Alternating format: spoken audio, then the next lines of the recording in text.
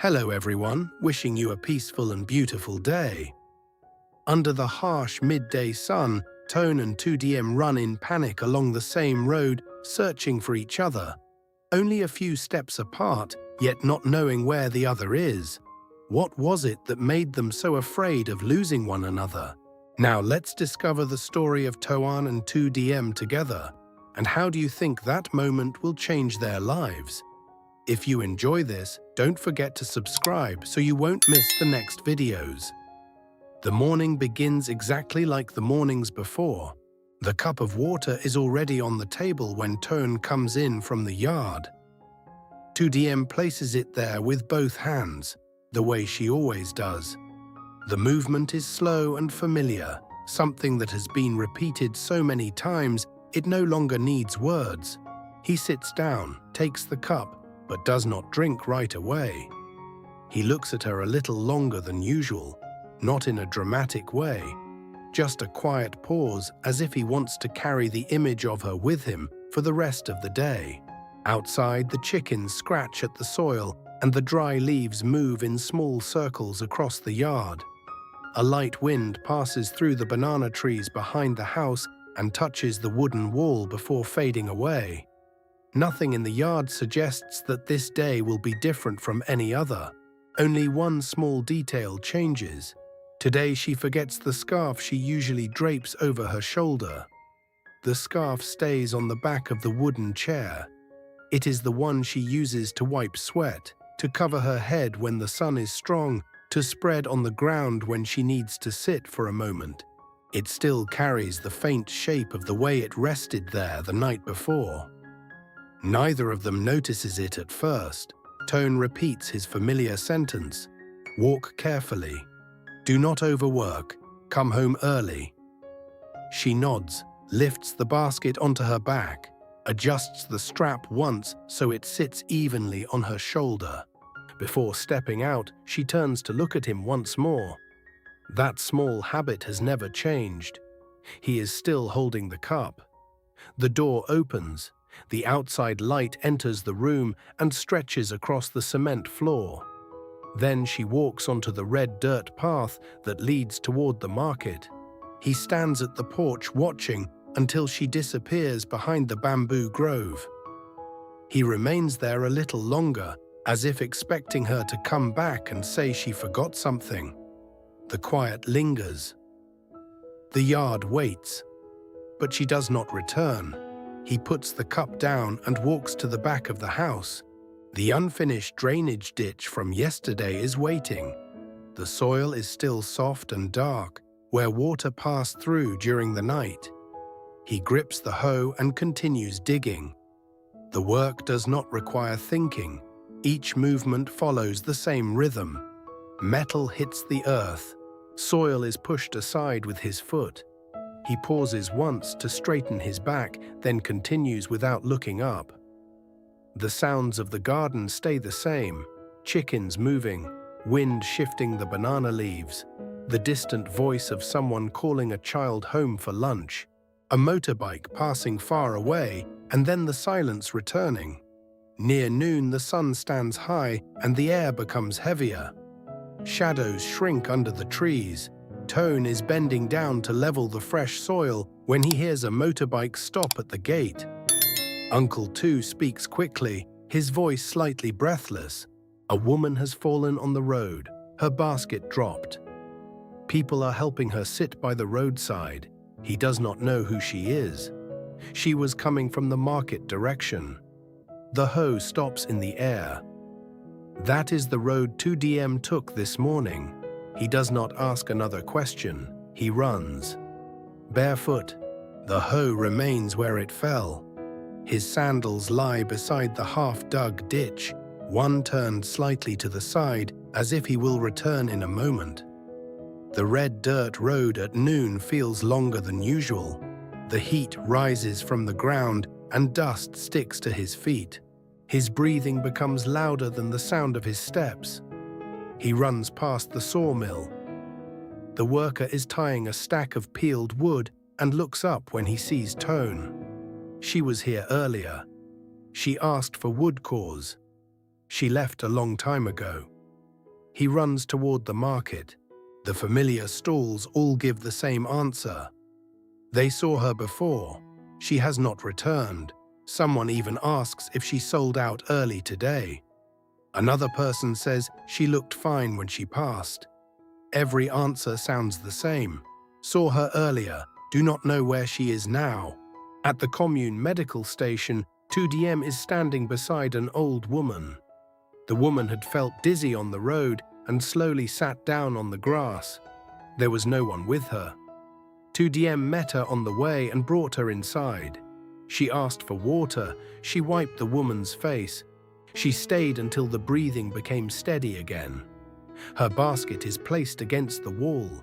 Her sandals are still dusty and leave a faint mark on the floor. A neighbor rushes in, breathing hard. He tells her she must go home immediately. They heard Toan collapsed in the field behind the house. He has been lying there for a while and no one has helped him yet. Tu Diem does not ask anything else. The words reach her and everything else disappears. She runs out at once. The basket remains where it is. One of the straps slowly slides down the wall and rests on the ground. The road back home has never felt this long. People call her name when she passes, but she does not hear them. Dust rises behind her steps. Her breathing becomes uneven. Sweat falls into her eyes and she wipes it away with the back of her hand without slowing down. At the same time, Toan reaches the medical station. He sees her basket leaning against the wall. He slows down. His hands are shaking. He stands outside the doorway.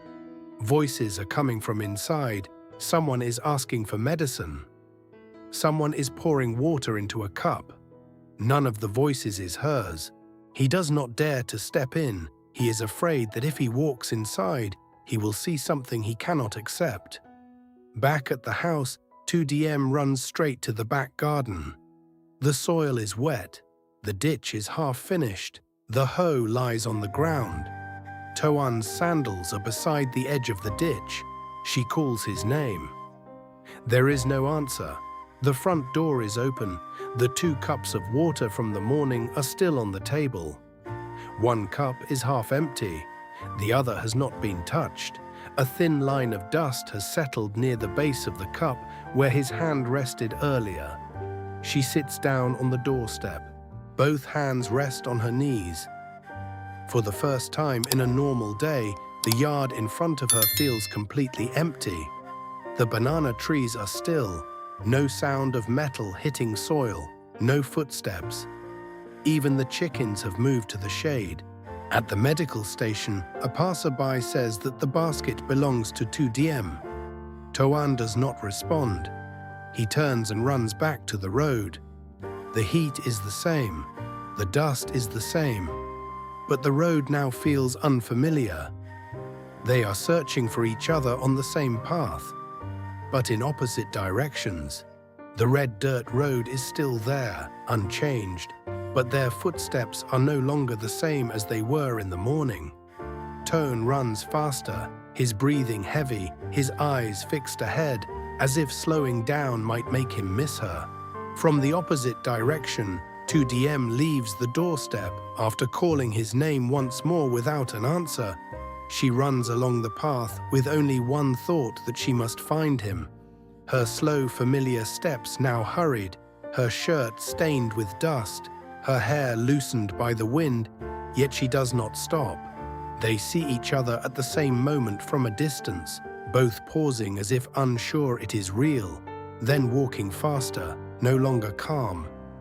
Toan reaching her first, his hand on her shoulder before he can speak, holding there for a second longer than usual, as if to make sure she is truly in front of him.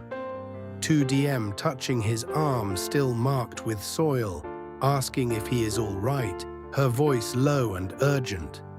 Toan shaking his head and saying he thought something had happened to you. The rest understood without words as they stand close together while the wind moves through the bamboo and a distant motorbike passes and disappears.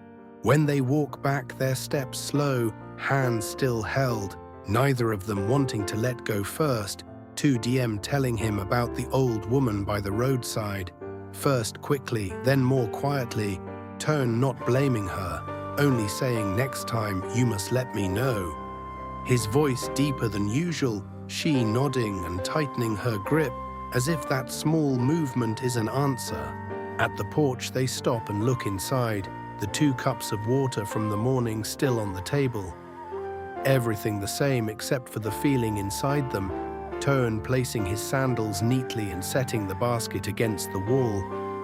Tu Diem picking up the forgotten scarf, shaking off the dust and hanging it back in its place with a slower, more careful movement, then turning to look at him for a brief moment before going to rinse her hands.